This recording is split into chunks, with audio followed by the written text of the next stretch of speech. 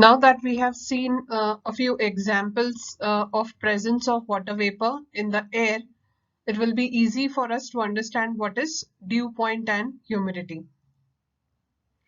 I have listed a set of points here because we need to go line by line in order to understand each sentence. And so I have made a list of points, and these points we are going to take up one by one.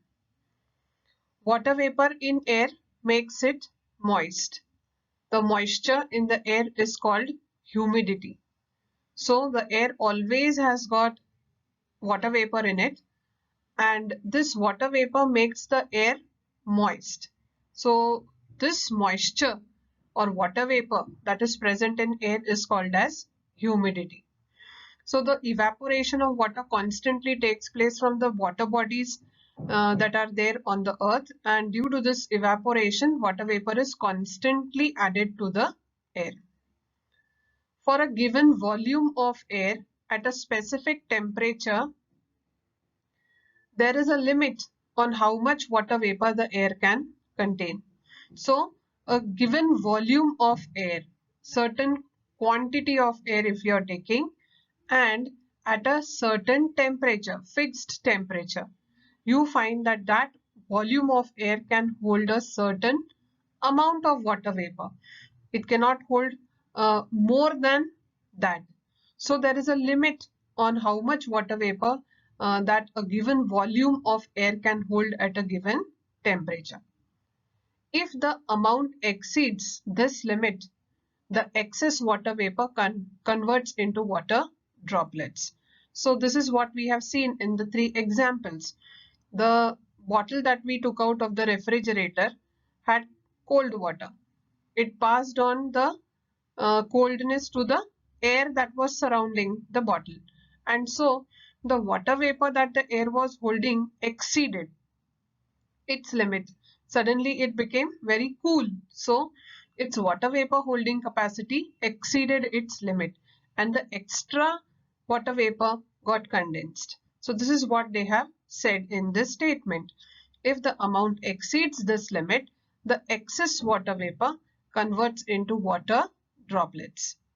When the air contains maximum possible water vapor, it is said to be saturated with vapor at that temperature. So when the air is holding water vapor to its maximum capacity, we say that the air is saturated. You have come across this word saturated. At home, we can prepare a saturated solution. For example, we take a glass of water and we add 1 tablespoon of sugar to it. And you stir it. After a few minutes, you find that the sugar dissolves. Add 1 more teaspoon to it. Perhaps that will also dissolve. But if you add a 3rd teaspoon, you will find that the sugar remains in undissolved form. So that is considered to be a saturated solution of sugar. So what is happening over there? That all the molecules of sugar have occupied the place that was available in water. Now there is no more space to accommodate more sugar molecules. So extra sugar molecules remain in the undissolved state. Same thing is happening here also. When the air contains maximum possible water vapor, it is said to be saturated with vapor at that temperature. The amount of vapor needed to saturate the air depends on temperature of the air. If the air temperature is low, it will need less vapor to saturate the air.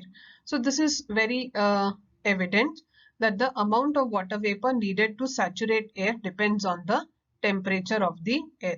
So we have already seen this, that with increase in temperature, the water vapor holding capacity of air will increase, and with decrease in temperature, the water vapor holding capacity will decrease. So if the air temperature is low, it will need less vapor to saturate the air. So if the temperature of the air is low, it will easily get saturated.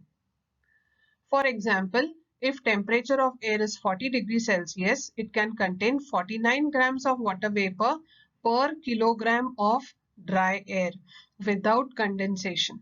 So they have given one example that if the temperature of the air is 40 degrees Celsius, the maximum that it can hold is 49 grams of water vapor per kilogram of dry air, and that too without condensation. If the amount of water vapor exceeds this limit, the additional vapor will condense. So if even 1 gram of water vapor will exceed, then it will get condensed. So 40 degrees Celsius, it can hold a maximum of 49 grams of water vapor per kilogram of dry air. However, if the temperature of the air is 20 degrees Celsius, it can contain only 14.7 grams of water vapor per kilogram of dry air without condensing. So here you see that the fall in temperature has taken place, and accordingly there has been a fall in the water vapor holding capacity of air. So this becomes true that amount of water vapor needed to saturate the air depends on the temperature of the air. So as the temperature changes, the amount of water vapor holding capacity changes. And if air temperature is low, it will need less vapor to saturate the air. So as the temperature dropped, the water vapor that it can hold without condensation also dropped. Let's continue in the next slide. Next, if the vapor contained in the air is less than the maximum limit, then the air is said to be unsaturated. In the previous slide, we saw what is saturated air. That is, if the air is containing water vapor to its maximum capacity. If the given volume of air is holding water vapor to the maximum capacity, then it is said to be saturated. But if it is holding less than the maximum capacity, it will be called as unsaturated air. Suppose unsaturated air at certain temperature is taken and its temperature is decreased. A temperature is reached at which the air becomes saturated with vapor. This temperature is called dew point temperature. Now you have a given volume of air with you, but it is unsaturated, means it has still capacity to hold water vapor. But if you all of a sudden drop the temperature of the given volume of air, it will so happen that its water vapor holding capacity will also decrease, and a state will be reached, a particular temperature will be reached where its water vapor holding capacity is over. Now it can no more hold water vapor to it, and in other words, it becomes saturated with vapor. So that temperature at which the given volume of air becomes saturated is called dew point temperature. Once again, I will repeat, if you are having a given volume of air and that is unsaturated, that is, it can hold more water vapor to it.